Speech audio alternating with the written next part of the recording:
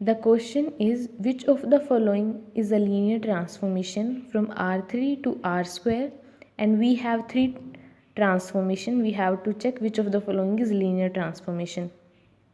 For linear transformation, we need to know the definition. A linear transformation is a transformation from Rn to Rm satisfy when t applied on u plus v is equal to tu plus tv and t applied on cu is equal to c time t applied on u. इस question में हमारे पास तीन transformation हैं f, g and h.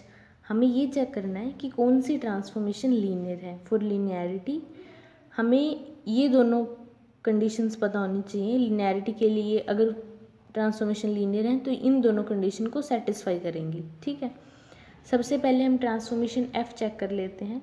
f applied on x Y Z is equal to 4 comma first two coordinate का sum.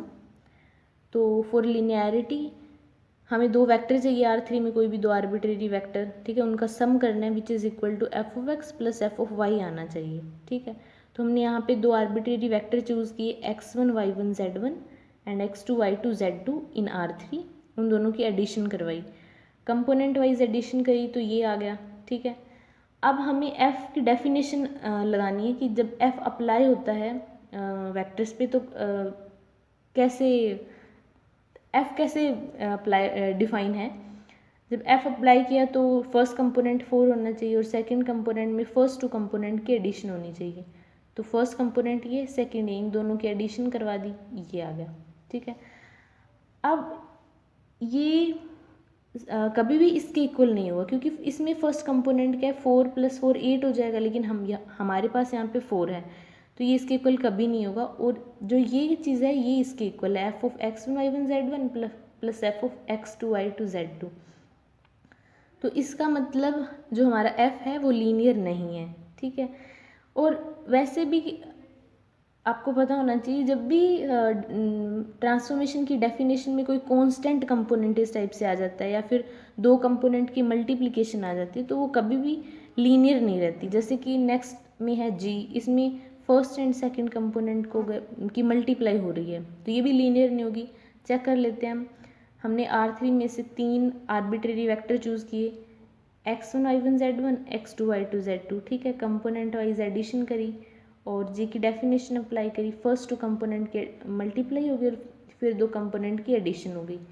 तो पहले इन दोनों की मल्टीप्लाई करी यहाँ पे और फिर इन दोनों की एडिशन यहाँ पे लिख दी. ठीक है, अब मल्टीप्लाई करके क्या आएगा x1 y1 x2 y2 x1 y2 x2 y1 ये आ गया और यहाँ पे इनकी एडिशन है. ठीक है, अब ये स्टेटमेंट कभी भी इसके इक्वल नहीं होगी. क्यों इक्वल नहीं होगी? क्योंकि x1 y1 अगर हम इसको ऐड करें तो क्या आ रहा है x1 y1 plus x2 y2 x1 y1 plus x2 y2 आ गया. ठीक है, सेकंड कंपोनेंट में क्या है x1 y1 plus x2 y2 तो x1 y1 plus x2 y2. लेकिन यहाँ पे फर्स्ट जो कोऑर्डिनेट है उसमें ये टर्म जो है वो एक्स्ट्रा आ रही है, इसकी वजह से जी लीनियर नहीं होगा. ठीक है, तो जी भी लीनियर नहीं है. अब हम एच को जब चेक करेंगे तो एच में ये दिया हुआ है, एच पे जब ये दोनों कंडीशन अप्लाई करेंगे तो दोनों कंडीशन सेटिस्फाई हो जाएंगी. तो इसका मतलब जो एच है वो लीनियर ट्रांसफॉर्मेशन है.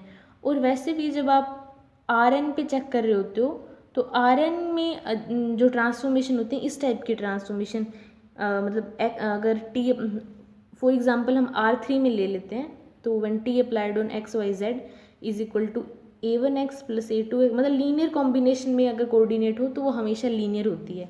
यहाँ पे भी जो कोऑर्डिनेट है वो लीनियर कॉम्बिनेशन में है तो h लीनियर होगी.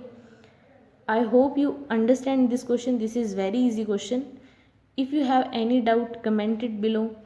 If you like our channel please share subscribe our channel. Thank you.